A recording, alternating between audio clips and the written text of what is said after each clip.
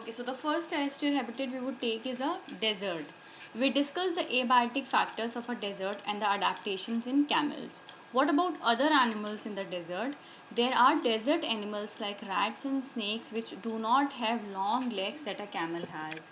वो क्या बोल रहा है उसके अलावा there are certain animals like rats and snakes जिनको क्या होता है sand के ऊपर बिल्कुल crawl. Snakes have to crawl on sand. ठीक है, वो उतना दूर भी नहीं हो सकते सैंड से. रैट्स के पास भी छोटे छोटे लेग्स होते हैं, उनको भी रेत के ऊपर रहना है.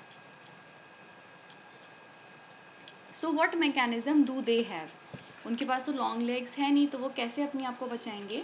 To stay away from the intense heat during the day, what they do, they stay in burrows deep in the sand. What they do, जब बहुत ज़्यादा गर्मी होती है दिन में, you know it is very hot in the desert, so what they do, they get buried, they make बरोज.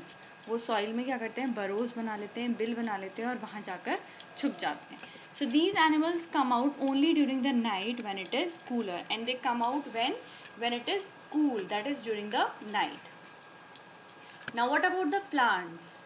There are certain plants which are seen in the desert when there are different types of cactus only. See, look at this figure 9.4. They have shown you how burrows are made in deserts. Okay, now figure 9.5. These are some typical plants which are found in the desert. Okay, desert plants lose very little water through transpiration. So this is one feature in desert plants. क्या होता है, बहुत कम water को loose करते हैं. जैसे कि animals बहुत कम वाटर को लूज़ करते हैं, ऐसे ही प्लांट्स का भी ये मैकेनिज्म है, वाटर को अपने अंदर प्रिजर्व करके रखना है. Now what is transpiration? Transpiration is the evaporation from leaves. The leaves in desert plants are either absent, very small, or they are in the form of spines. Another adaptation is जो उनकी leaves होती हैं वो क्या होती हैं, या तो एबसेंट होती हैं, होती ही नहीं है, या फिर क्या होती हैं, बहुत छोटी होती हैं ताकि ज़्यादा इवेपोरेशन ना हो, ज़्यादा ट्रांसपिरेशन ना हो, और they are form in the, they modify themselves into the form of a spine, एकदम कांटों की तरह बन जाती हैं. This helps in reducing loss of water from the leaves through transpiration.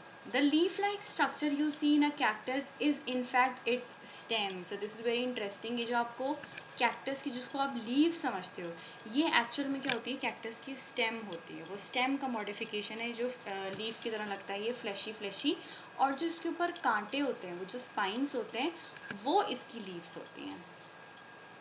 Photosynthesis in these plants is usually carried out by the stems, obviously क्योंकि stem उसकी green colored है, and the stem is also covered with a thick waxy layer. So this is again very important, which helps to retain water in the tissues of cacti. क्या होता है, जो leaves है, वो जो stem है, modified stem जो है, उसके ऊपर क्या होती है, thick waxy layer होती है, wax की मोटी layer होती है, जिसकी वजह से क्या होता है, water again retain रहता है अंदर, and it cannot get evaporated easily. Now most desert plants have roots that go very deep into the soil for absorbing water. Another feature जो desert plants के roots होते हैं, क्योंकि उनको पता है ऊपर surface पे तो इतना water होगा नहीं, so they go deep inside the soil so that they can absorb water easily. Now the second one is your mountain region. These habitats are normally very cold and windy. In some areas snowfall may also take place. Depending upon the height, जितना ज़्यादा height होगी उतना ही ज़्यादा आपका क्या होगा, ठंडक बढ़ती जाएगी. आप जितना ऊपर जाओगे snowfall भी हो जाएगा. So there is a large variety of plants and animals living in the mountain region.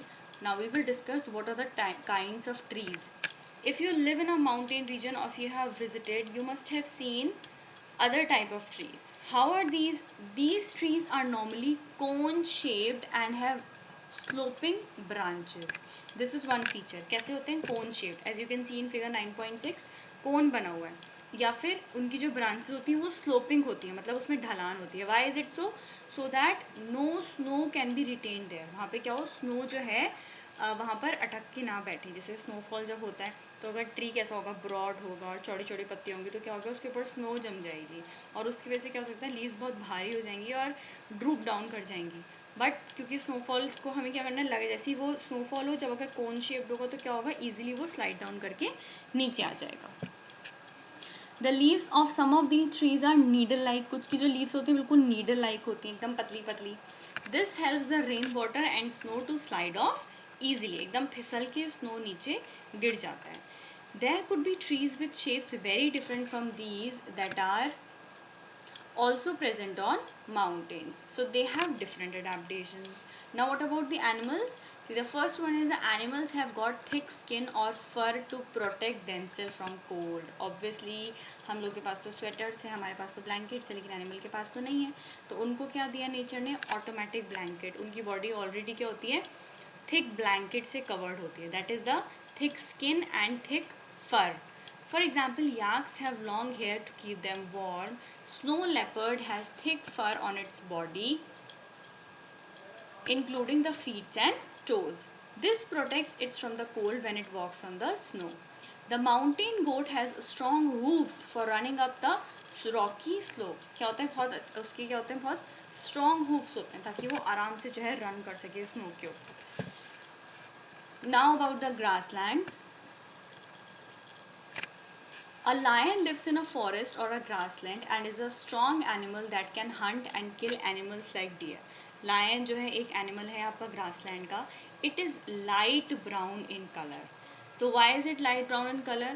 And how are the eyes placed in the face for these two animals? देखो lion की जो eyes होती हैं वो एकदम आगे की तरफ होती हैं. They are in the front. Lions have long claws in their front legs that can be withdrawn. Do the feature of lion helps them? Yes, of course it helps them. कैसे देखो help करता है? Deer का और lion का दोनों का compare करेंगे. देखो, its brown color helps it to hide in dry grassland when it hunts for prey. क्या होता है? दोनों का brown color है, तो brown color से क्या फ़ायदा होगा? Grassland में जब आपका ड्राई होती है ग्रास तो कैसी कलर की हो जाती है? ब्राउन कलर की हो जाती है. तो ब्राउन कलर की घास में अगर कोई लायन छिपेगा या कोई डियर छिपेगा तो वो किसी को नहीं दिखाई देगा. वो क्या कर सकता है? आसानी से हाइड कर सकता है. उसको हाइड करना है ताकि वो प्रे ना बन जाए किसी का. और टाइगर लायन को क्यों हाइड करना है? ताकि वो अपने शिकार को ना दिखाई दे, एकदम से वो शिकार कर ले. The eyes in front of the face allow it to have a correct idea about the location. जो दोनों आंखें सामने की तरफ होती हैं उससे क्या होता है? जैसे हम लोग की आंखें सामने की तरफ हैं, हम लोग एकदम करेक्ट आइडिया लगा सकते हैं भाई एग्जैक्ट लोकेशन क्या है. तो वही लायन को भी चाहिए. Now what about deer? Deer also has got that color so that it can protect itself. It has got strong teeth so that it can chew the stems. It has got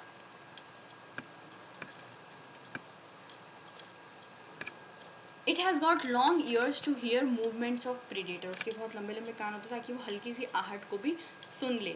The eyes on the sides allow it to look in all directions for danger. Side में उसकी eyes होती हैं तो क्या होती है? उसको हर तरफ दिखाई देता है. अगर कोई danger होता है तो एकदम से वो भाग जाता है. The speed of the deer is also very good.